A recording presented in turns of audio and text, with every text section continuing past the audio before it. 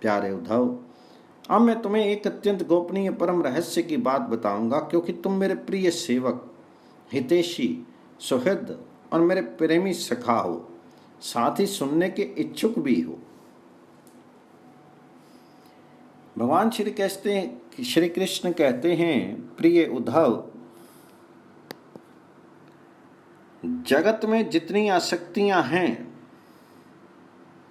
उन्हें सत्संग नष्ट कर देता है।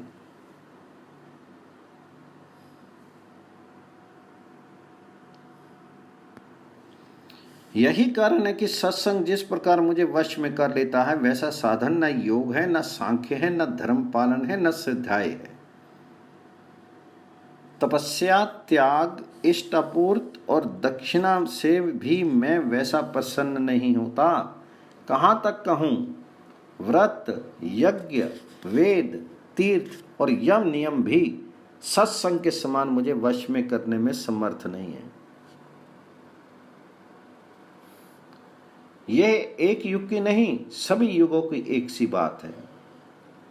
सत्संग के द्वारा ही दैत्य, राक्षस, पशु, पक्षी, गंधर्व, अप्सरा, नाग, सिद्ध, चारण, गहुक और विद्याधरों को मेरी प्राप्ति हुई है।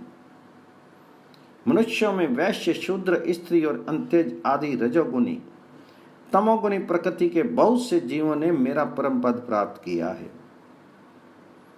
वृतासुर, प्रहलाद, वृषपर्वा, बलि, बाणासुर, मैं दानव, विभीषण, सुग्रीव, हनुमान, जामवान, गजेंद्र, जटायु, तुलाधार वैश्य, धर्मव्याध, कुब्जा, व्रज की गोपियां, यज्ञ पत्नियां और दूसरे लोग भी सत्संग के प्रभाव से ही मुझे प्राप्त कर सके हैं।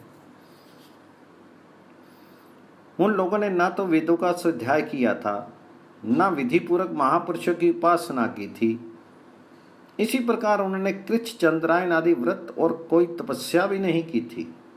बस केवल सत्संग के प्रभाव से ही वे मुझे प्राप्त हो गए।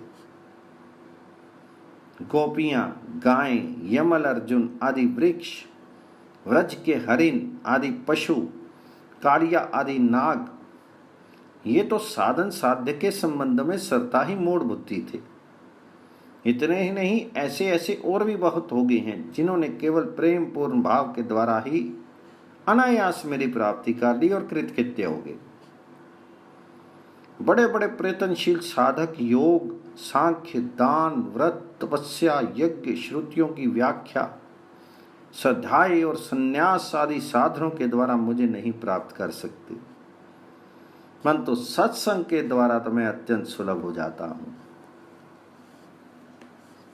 उद्धव, जिस समय अक्रूर जी भैया बलराम जी के साथ मुझे ब्रज से मथुरा ले आए, उस समय गोपियों का हृदय गाढ़ प्रेम के कारण मेरे अनुराग के रंग में रंगा हुआ था। मेरे वियोग की तीव्र व्याधि से वे व्याकुल हो रही थी और मेरे अतिरिक्त कोई भी दूसरी वस्तु उन्हें सुख कारक नहीं जान पड़ती थी। तुम जानते हो कि मैं ही उनका एकमात्र प्रीतम हूं। जब मैं वृंदावन में था तब उन्होंने बहुत सी रात्रियां, वे रास की रात्रियां मेरे साथ आधे क्षण के समान बिता दी थी। परंतु प्यारे उद्धव, मेरे बिना वे ही रात्रियां उनके लिए एक एक कल्प के समान हो गई। जैसे बड़े बड़े ऋषि मुनि समाधि में स्थित होकर तथा गंगा आदि बड़ी बड़ी नदियां समुद्र में मिलकर अपने नाम रूप खो देती हैं, वैसे ही वे गोपियां परम प्रेम के द्वारा मुझ में इतनी तन्मय हो गई थी कि उन्हें लोक परलोक, शरीर और अपने कहलाने वाले पति पुत्र आदि की भी सुध बुध नहीं रह गई थी। उद्धव, उन गोपियों में बहुत सी तो ऐसी थी जो मेरे वास्तविक स्वरूप को नहीं जानती थी। वे मुझे भगवान न जानकर केवल प्रीतम ही समझती थी और जार भाव से मुझसे मिलने की आकांक्षा किया करती थी। उन साधनहीन सैकड़ों हजारों अबलाओं ने केवल संग के प्रभाव से ही मुझ पर ब्रह्म परमात्मा को प्राप्त कर लिया।